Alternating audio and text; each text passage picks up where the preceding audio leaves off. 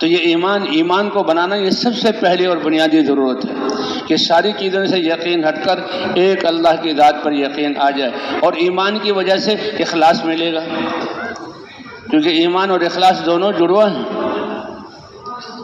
جس میں ایمان ہوگا اس میں اخلاص کہ یہ عمل میں کس کے لیے کر رہا ہوں، اللہ کے لیے۔ پھر اللہ نے نماز بھی عطا فرمائی۔ یہ نماز ایسی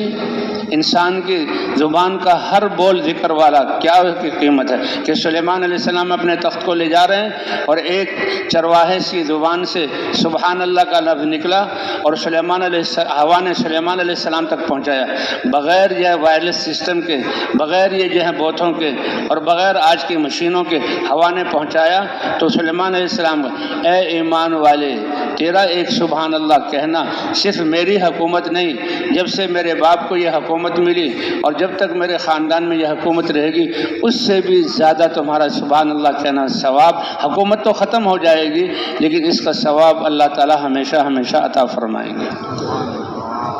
تم جو اپنی صلاحیتیں، جو رزق اللہ نے لکھا وہ مل کے رہے گا، پھر بھی تم اپنی صلاحیتوں کو دنیا کے مال اور اسباب